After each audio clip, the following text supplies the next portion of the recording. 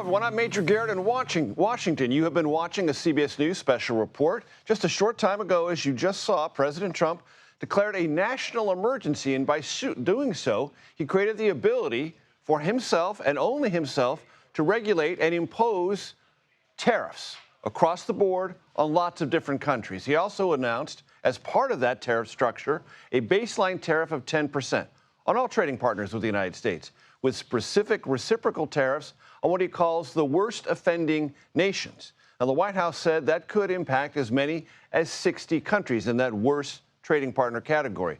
The first round of tariffs, the president said, will go into effect starting April 5th. Now, we're still sifting through a lot of the details at this hour, but here's what we do know. This move will impact friends and foes alike and will very likely change what you pay for everyday items. Despite that, the president's message was, to put it mildly, hopeful and patriotic. American steel workers, auto workers, farmers, and skilled craftsmen, we have a lot of them here with us today. They really suffered gravely. They watched in anguish as foreign leaders have stolen our jobs, foreign cheaters have ransacked our factories, and foreign scavengers have torn apart our once beautiful American dream.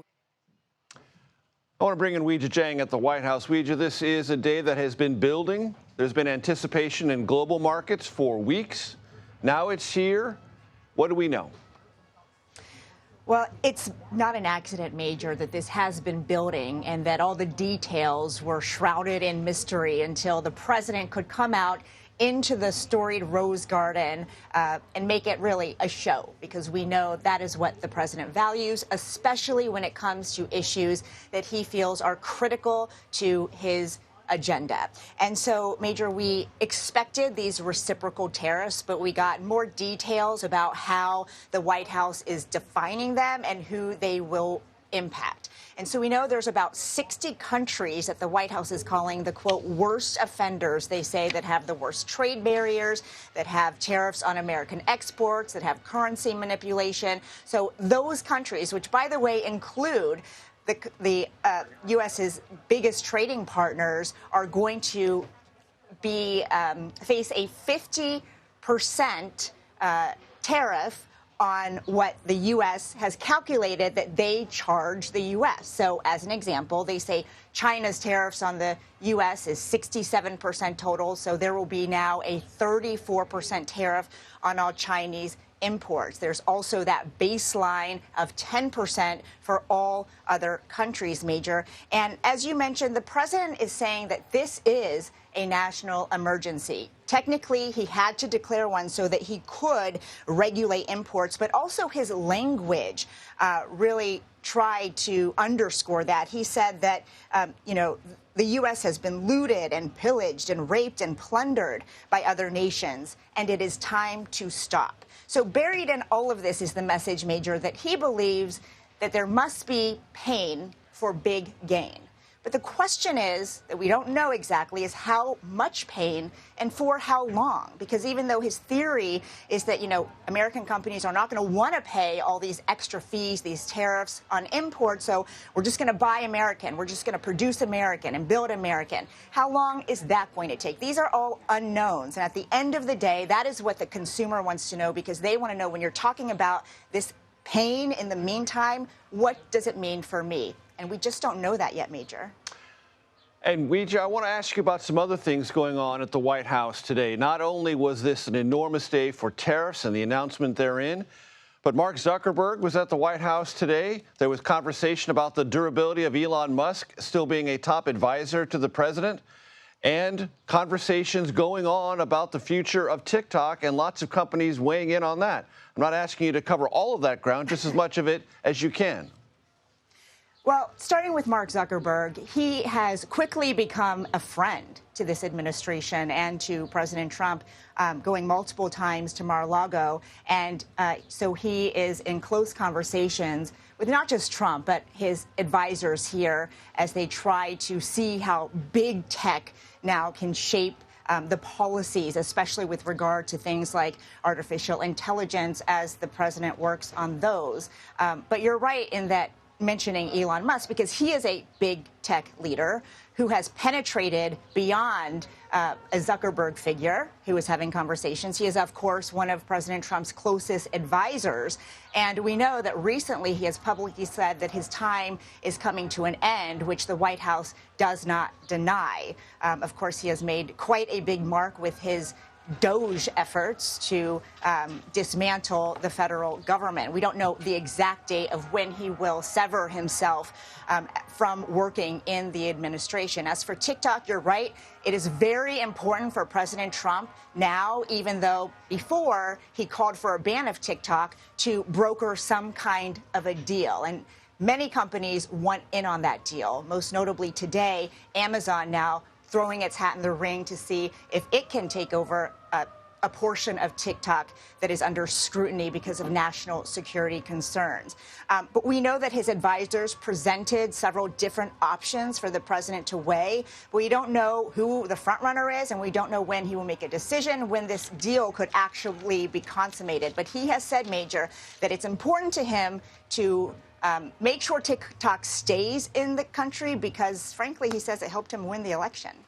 Lots of questions, batting 1,000 as always. Weijia Jiang at the White House. Thank you very much. I want to bring in Jolene Kent because we promised you that we will be sifting through the details, and there's nobody better at the table to help me do that than Jolene. So how do you sift the details? What stands out most from you, from this announcement about the specificity of the tariffs? The numbers are really interesting. If you take a look at all of the pages of those tariffs that will be levied, many of the major countries, Trump says, are getting half of a reciprocal tariff. For example, that China number of 34%, Vietnam 46%. But then you also, if you look through the entire list, some smaller countries are actually are going to be experiencing an entirely reciprocal tariff, a 10% tariff that they're levying on us, and vice versa. So it is not all countries are being treated equally. So it'll be interesting to see how some of those smaller nations react. I'm also looking, of course, at the markets. It's important to point out that NASDAQ futures are now down 2.5%.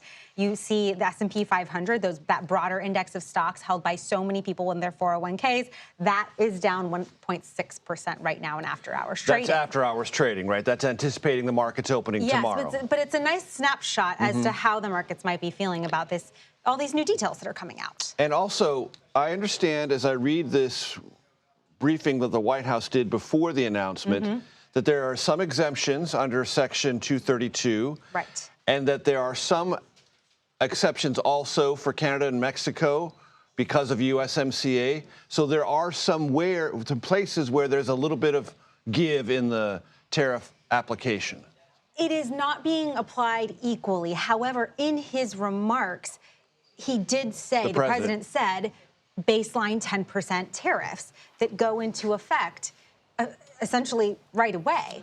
And so there's a little bit of lack of clarity on that front. And as we saw with the auto tariffs, the initial announcement was April 2nd. It then shifted to April 3rd. So there might be some moving pieces here. But Trump really placing a big premium on bringing workers back. He promises it will happen very soon. You saw one auto worker there who came up on the stage to speak, also anticipating it would happen within 6 months to a year. But look, the reality of the situation is those deals take a lot of time, not to mention building and investing and bringing workers back takes a lot of time. But I've been in touch today with UAW President Shawn Fain. He says he likes these tariffs. He's still going through these new set of tariffs. But essentially, he believes that with this pressure, using these tariffs as a tool, essentially, they'll be able to restart, potentially, production in Warren, Michigan of the Ram 1500, or perhaps the Volkswagens down in Chattanooga, Tennessee, add back a shift, in his words. And so this is where some workers are hoping for some promise, is a reinvigoration of jobs. Whether or not that actually saves consumers money in the long run and fulfills President Trump's promises from the campaign trail, well, that's a whole nother matter. And according to the economists we've been speaking to, the idea here is that the prices will actually go up. Yeah, retail prices go up for clothing, shoes, and then probably also at supermarket, because we have a tremendous number of agriculture imports that are going to have to pass through these costs some way or the other. One of the largest food trade associations is worried about what happens to elements of the food that we're eating at our kitchen table every day, right? We're talking about spices, cocoa, things like that that go into so many food products here in the United States. But looking ahead, we already have seen over the past 5 years, inflation really hit those monthly expenses, right? Not just groceries like you're talking about, but I'm saying auto insurance, car repairs, all of that stuff is likely to get even more expensive with the application of these tariffs. And so with people already expressing shakier consumer confidence, shakier consumer sentiment, that only adds additional stress on pocketbooks that, frankly, so many people, they're already stretched out. And the administration, and that's where the stress comes from. in its own words, talks about a transition phase, a detox. We'll see what that transition phase or that detox looks like, feels like, and what the price is out at. Jo Likely Ling to be expensive. Thank you very much. The view from Europe, Canada, and Mexico. President Trump's new tariffs, well, they're out. Our reporters are stationed around the world as we gather reaction from our largest trading partners. That's next. You are watching America Decides.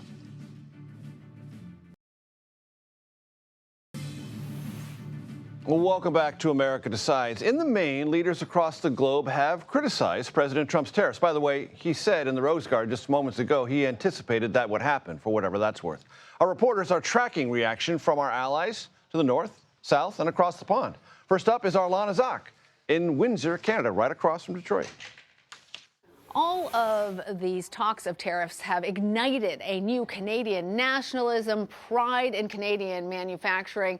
I'm just over the U.S.-Canadian border from Detroit here in Windsor, and you can see that there are maple leaves everywhere. Ontario built, Canadian driven. Look at this big sticker. Built by proud Canadians for proud Canadians. And this is at a Honda dealership. You might not think Honda equals Canada, but there are actually two manufacturing plants just about 4 hours away from here in Ottawa, where all of these cars were manufactured. However, the component parts come from the U.S. and Canada and Mexico and other places. They have crossed the border several times. It's part of how the supply chain is really going to be a major question as we are trying to think through the implications of these additional tariffs. And while the price of these cars, and I want to show you one of the vehicles here, I'm told by Ken Anser, the owner of this Honda dealership, that the total vehicle price on the new cars are unlikely going to increase right away because they have already made it here on the lot. However, what will go up are the costs of all of those different pieces of parts, because that is going to impact everyone, not just buying a new car, but anyone who needs service. I'm Elizabeth Palmer in London. It's been a nervous week in Europe and across the world. Stock markets have been jittery and mostly down. It's safe to say almost no one wants these tariffs. In this interconnected world, economists warn that they are going to put up prices and inflation, generate mountains of paperwork, and jeopardize supply chains for U.S. companies as well as international ones. The toughest line today came from the European Union, which sells everything from cognac to cars to America. The European Commission President, Ursula von der Leyen, said, Europe hasn't started this confrontation, and we don't necessarily want to retaliate, but if we have to, we will. That's a threat to impose revenge tariffs on U.S. products coming into Europe. Across the channel here in the UK, Prime Minister Keir Starmer took a different tone, far more measured. He pointed out that a trade war was in no one's interests and that he was going to take a cool, pragmatic approach. But like everyone else, he's hoping in the end to avoid the worst of these tariffs. And he really wants to have talks down the road with President Trump to cut a sweetheart deal on the side for Britain when the dust settles. Right now, billions of people around the world are wondering and guessing and dreading to hear who gets hit and how badly. I'm Jason Allen in Laredo, Texas. We are inside a customs broker warehouse, a cold warehouse, which is why I have the jacket on. And this place is full of avocados, mangoes, pre-made guacamole. They may be bringing in lettuce, strawberries, all of this from Mexico. And if it looks incredibly full right now, that's because it is. Over the last several days and even weeks, companies in Mexico have been trying to move product here into the U.S. as quickly as they can, and that's to get ahead of potential tariffs. Right now, all the questions that are coming in to the brokers here is, what are the tariffs going to be? Do we know how much? Do we have any clue? Because they're trying to figure out what it's potentially going to cost them. And right now, the brokers here don't have any answers. Neither do the CBP officials. We were at a meeting between them and brokers this morning. Everybody on both sides waiting for an announcement. What we've learned in talking to some of these companies here in Laredo is that even after this announcement comes out, that won't be the end of it. They'll have to spend the next several days figuring out what comes now with an increased cost and who pays for that increased cost. Is it the producer? Is it the company that is bringing it in? And how much of it eventually is passed on to the consumer? With a global perspective on this tariff story, I want to thank Jason Allen, Elizabeth Palmer, Lana Zach. Thank you so much for your reporting. As we've discussed, this is Tariff Day, and the specifics now are here. They're in front of us. Among the questions hanging out there in the future, how is this going to affect you and your day-to-day costs? We'll dive into that next, right here on America Decides.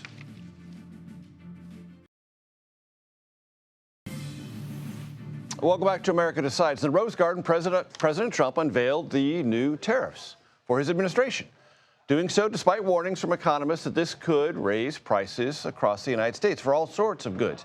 Nancy Cook and Courtney Brown join me now to discuss. Nancy, senior national political correspondent for Bloomberg News, and Courtney is an economics reporter for Axios. I want to play you something the president said in the Rose Garden, anticipating criticism for this move to impose tariffs. Let's listen. In the coming days, there will be complaints from the globalists and the outsourcers and special interests and the fake news. Always, the fake news will always complain. But never forget, every prediction our opponents made about trade for the last 30 years has been proven totally wrong. Proven totally wrong. So there is a story the president tells about this hollowing out of American manufacturing, which resonates in certain parts of the country. But statistically, it's not true. We remain a manufacturing powerhouse globally.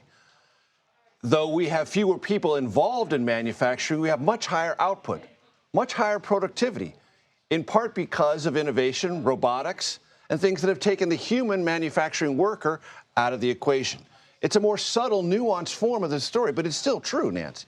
Absolutely. And I think that what I'm anticipating in the coming days is just a bunch of stories about how these tariffs are going to raise prices for consumers.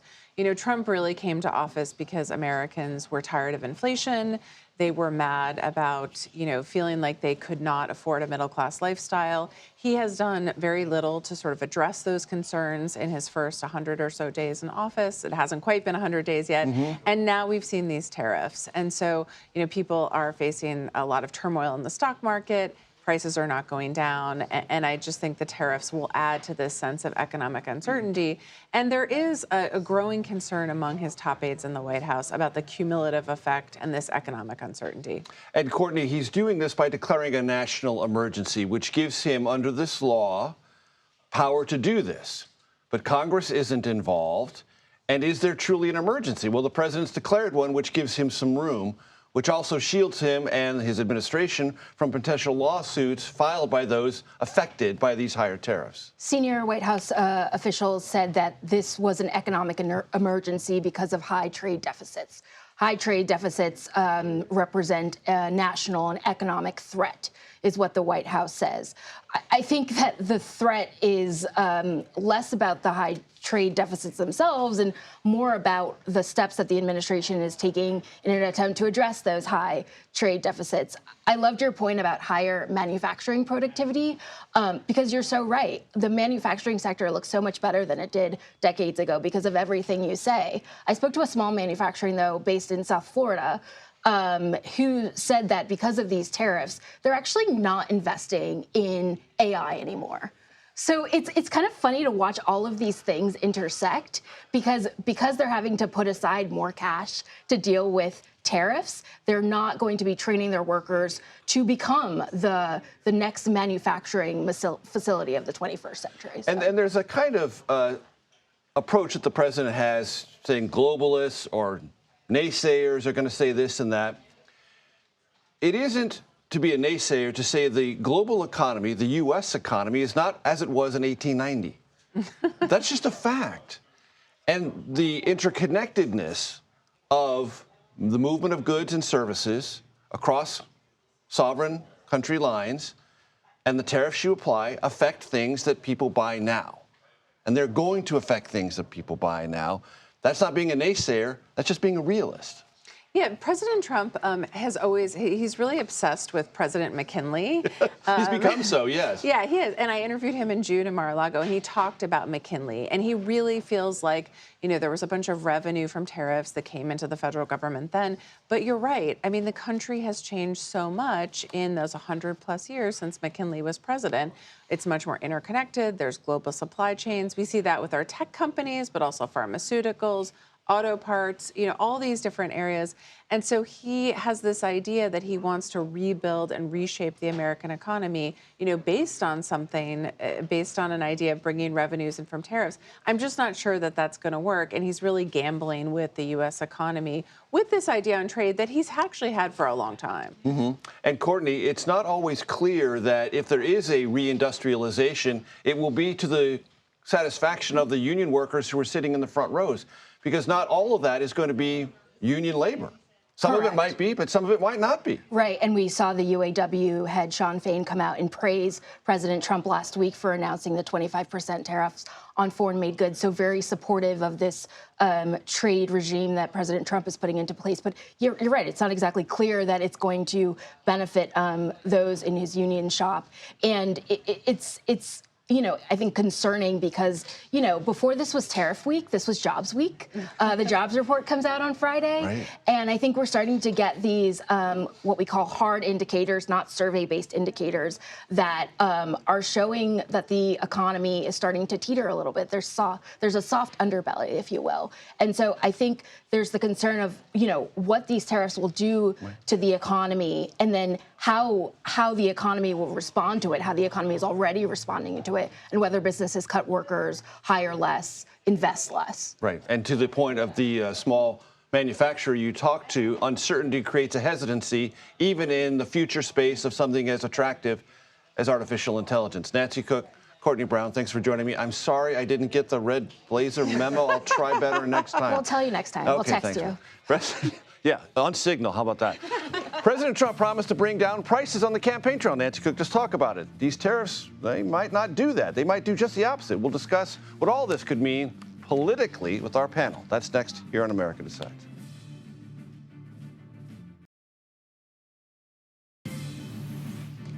Welcome back to America Decides. Thanks for staying with us on this tariff day. Our CBS News polling finds Americans want President Trump, at least as they tell us, to focus more on reducing prices that they encounter every day, not so much on increasing tariffs. Well, the president has been shifting blame for some of that residual inflation that he has inherited to, guess who?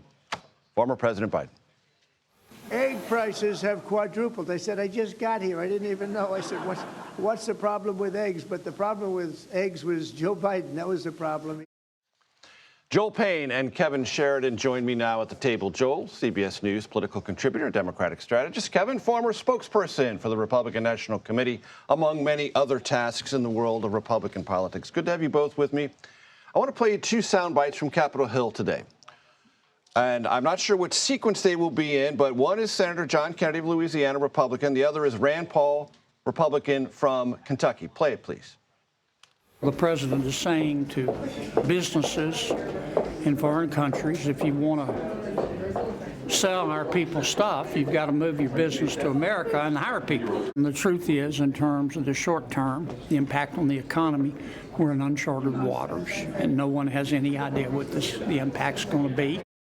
Tariffs on trade between us and Canada will threaten our country with a recession. I think they're a terrible idea economically and will lead to higher prices. Kevin, what do you think about that? Yeah, politically, he's got a little bit of rope, a bit of a leash, because he ran so far ahead of the Republican Party and really carried them over the top. There's some slack in the line. There is. For a while. But it won't last. If it triggers a recession, if the stock market absolutely tanks tomorrow, which it's doing tonight, but we'll see how short-lived that is. Depends on what other countries do. Do they come back and say, like Israel did, we'll go to zero tariffs? If that starts happening and we get, we get some momentum in that direction, I think Republicans will stick with him. If it goes very badly and they start seeing this showing up in their committee polls, I think you're going to start hearing from Republicans that something has to change. Now, you know as well as I do, Kevin, you evaluated this from the outside. They ran a disciplined campaign. Yeah. They're not dumb. They're not politically indifferent. But they're doing this. They believe that there is something to be gained. And political gamble. Right and they now. talk about the transition. They talk about the detox phase. They believe there's got to be something, not only economically, but politically harvestable on the other side of this. It's the biggest political gamble I've seen since, I think, the Iraq War. Since 2003, yeah, wow. I mean, this is an absolutely out-of-the-box thinking. They're going for it. They're going for broke. Let's hope not literally. But if it works, he's restructured the economy. He's brought jobs back. He's delivered for his middle-class manufacturing workers base that he's been promising to reinvigorate for 10 years now. And if it works, it's a huge payoff. If it doesn't, this is going to tank the Republican Party. Joel, if it doesn't? I mean, look, it's a hell of an economic strategy for Benjamin Harris and Chester A. Arthur and Grover Cleveland. Those late 1800 presidents would be really proud of what President Trump is doing right now, bringing America back about 150 years in terms of industrialization. I don't think it's a policy that's well thought out. It is politically untenable. Kevin just explained it.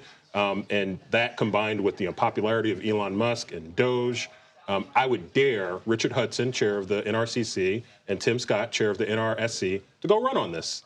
Go run on what the Trump agenda and the economy is right now. It's not very popular. It's not getting results, and it's only going to get worse. So that statement, Kevin, brings me to something that I've asked people here before. Do you think in September, October of next year, in the midterms, Republicans will be running more aggressively on Doge and what it represented and tariffs and what they represented, or do you think Democrats will be running more on those? I don't even know how to handicap it at this point because I think it's going to change so many times in between now and then. Seems like a big question mark, though, I think. Yeah. I think it overhangs this whole thing. Let me tell you what Democrats can be running on. Chaos, corruption, not common sense. Well, these are folks who said we will come in, we will restore common sense, a common sense revolution. I haven't seen any common sense revolution. The American people haven't. Donald Trump is still the most popular politician in America right now. He's at 50% in our poll. 50%. Democrats are in the and he has low 30s. remained. He has remained. I mean, he's gone down a tick, meaning 1 point in each 2 or 3 week survey we do. 1 point. He tried to put his thumb on the scale in Wisconsin, and he lost by 10 points. Mm-hmm. Right. He wasn't on the ballot. We know he only runs well when he's on the ballot, much like Obama. That's a one-off case, but look, they won the Florida races, and the majority is slightly As a Democrat, I'm not going to overreact to anything politically. I don't think Democrats have found the magic bullet in terms of addressing Trump's momentum right now. I do think, however, Republicans are a little bit lost, and blaming Joe Biden is, look, you and I have talked about this a lot before. You can only do that for so long. The American people are not going to let you blame Joe Biden a month or 2 months from now. Obama did it for 8 years. Right. Okay. So, Kevin, there's something else that happened today that's pretty important, and you understand Capitol Hill and the reconciliation and the process that needs to go on. House and Senate Republicans on the same page now. They're going to pass a budget resolution this week. They're going to have a framework to move this big Trump agenda forward, quite separate from tariffs, which you know better than I do. The Treasury Secretary is like, that's where the rubber meets the road. Get on regulation, get on tax cuts. Let's talk a little bit less about tariffs. They don't have a choice. They've got to pass this big, beautiful bill. It's every Republican for their lives. Yeah. So if anybody tries to stink it up in the House or in the Senate that wants to slow this down, stink it up. They're gonna take down the whole party, and they're gonna be blamed for it. Kevin, this is a very unpopular thing that they want to do. The least popular thing Donald Trump did his first term was the TCJA. It actually is the point where Donald Trump started to lose momentum. Tax Cut and Jobs Act. That's the acronym, ladies and gentlemen. Very, very unpopular. And they're trying to make the same play again because it's going to focus taking stuff from middle class and working class Americans and giving it to the wealthy and the wealthy. In the Rose Garden, the president said we are not going to cut Social Security, Medicare, or Medicaid. He just said that in the Rose Garden in today's remarks. I can't believe that Donald Trump would mislead us in any way possible. He's not touching entitlements, unfortunately. I wish he would. Kevin Sheridan, Joel Payne, spirited as always, with the stink reference. Kevin Sheridan with the win. Federal judge has dropped federal corruption charges against New York City Mayor Eric Adams. He did so with prejudice. That's an important word. Why? Because it means the mayor cannot be retried or recharged on those same charges at a later time. Why does this matter? Well, because the Trump Justice Department originally asked the court to drop the charges, but leave open the possibility those charges could be brought back, I'll get it right, brought back in the future. This, of course, sparked concerns that the Trump Justice Department might have been inclined to use the threat of charges to apply political pressure on the mayor. Adams said today he's done nothing wrong. Republicans retained 2 Florida House seats in yesterday's special elections. But in a major loss for Republicans, the Supreme Court candidate backed by both President Trump and Elon Musk suffered defeat in Wisconsin.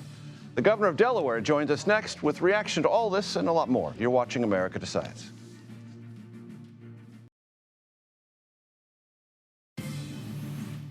Welcome back to America Decides. Lots of reactions nationwide to President Trump's new announcement about global tariffs. I want to get some reaction from Delaware's governor. His name is Matt Meyer. Governor, it's good to see you. Thanks for joining us. Delaware is the first state, first to ratify the Constitution, we know that, and also a corporation state. What is your perspective on this Trump approach to tariffs and its impact on the economy in Delaware and nationwide? Well, Major, we're also a no sales tax state. It's just about religion in this state to say no sales tax. And what is a tariff? A tariff is effectively a sales tax.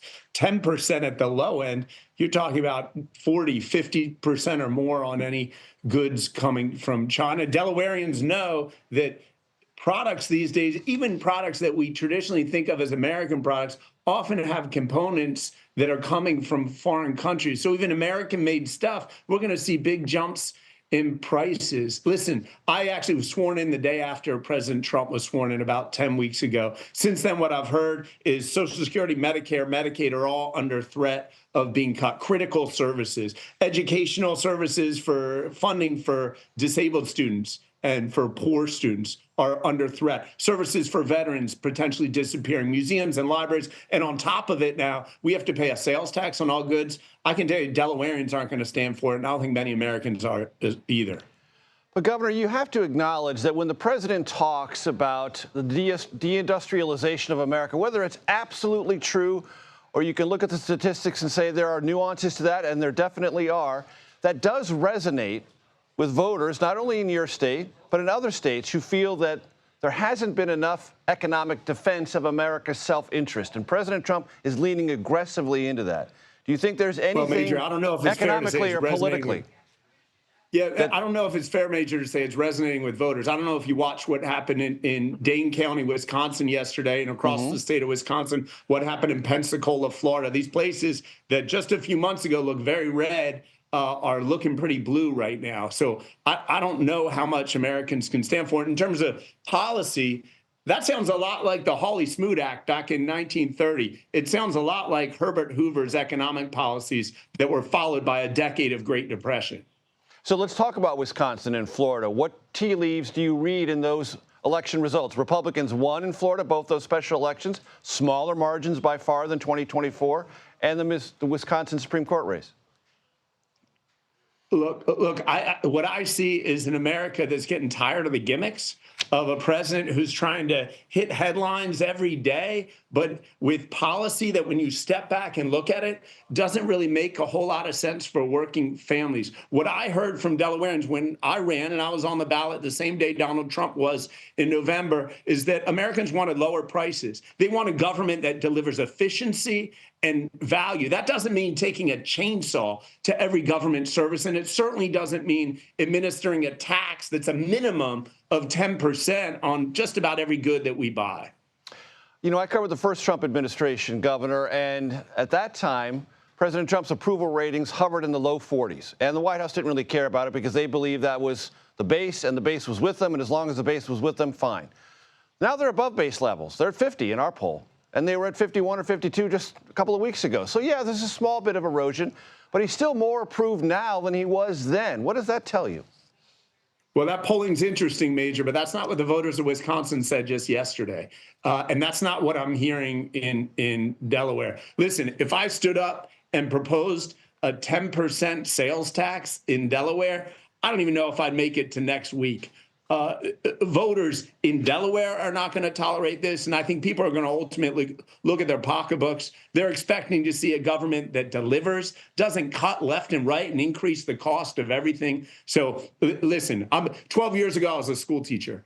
And I didn't get into this for politics. I didn't get into this because I was blue or red. I got into this because I felt like our schools had to deliver for our communities here in Delaware. And I think ultimately, whichever party it is, whichever elected official, the ones that deliver are going to win. And administering a 10% sales tax on Americans is not a way to win.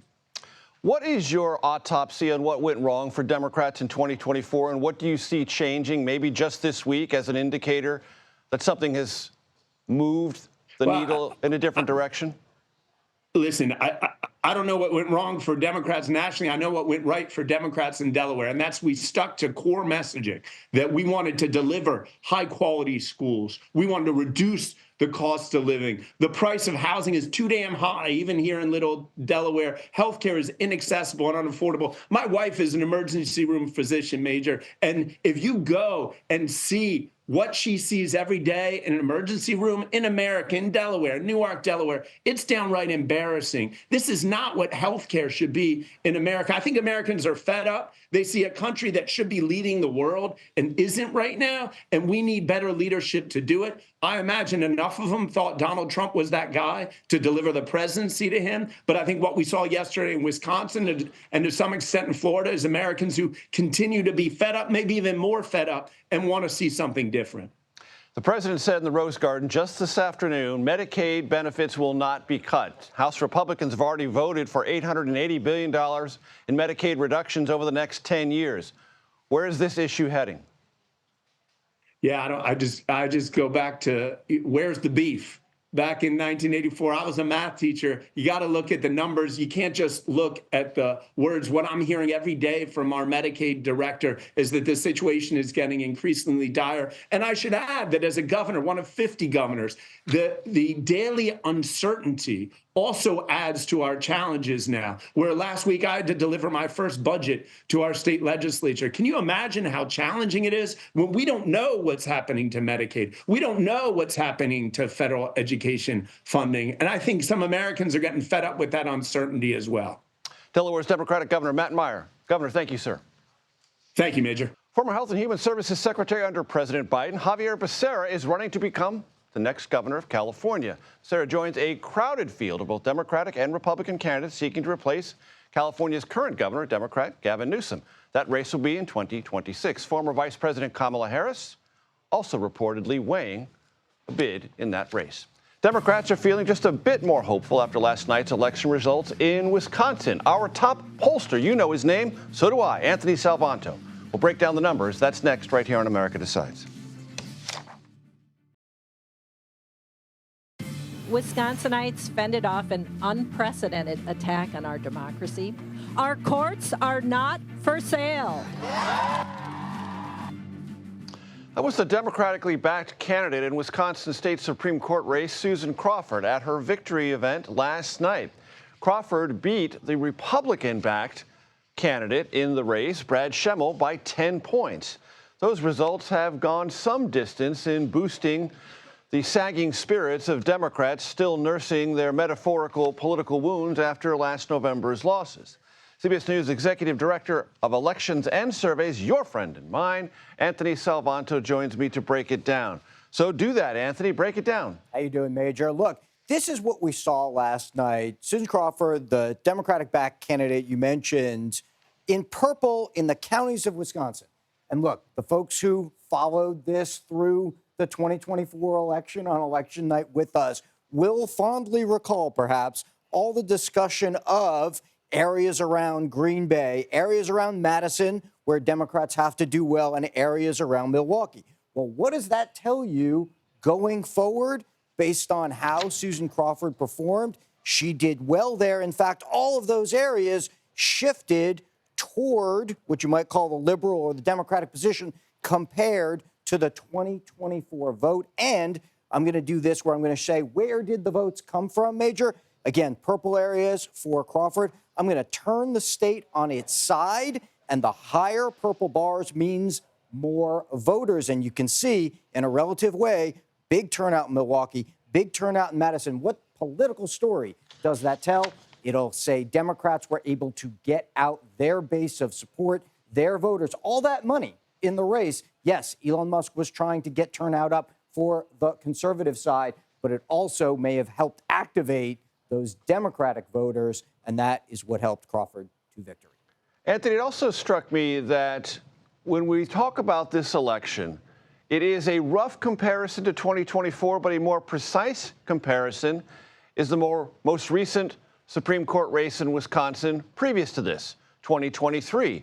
In that race, I looked up, 1.8 million voters turned out. This time, 2.3 million voters turned out. So there was a tremendous more interest in this race. And that is so important, Major. I'm going to write it here on the board, right? That 2.3 million, yes, higher than the last Supreme Court race, but also that represents about 2/3 of the votes cast in a presidential race. That is a midterm level turnout. So we're in the spring of an off year. You know, I always say don't overread a special election, but the more people turn out, the closer you can make a comparison to other things. And I think that's what has a lot of folks on the Democratic side, as you said at the top, a little bit more upbeat after that. And Anthony, very quickly, this fits within a theme. When President Trump is on the ballot, things are different than when he's not. Right. There is, we believe, a voter who comes out only for President Trump on the ballot. And I think as we look ahead to the next set of midterms, will that voter be able to be activated by the Republicans is probably the central question. Anthony Salvanta, always a pleasure, sir. Thank you. Thank you. That does it for today. I'll be back with another edition of America Decides tomorrow at 5 p.m. Eastern. The Daily Report starts right now.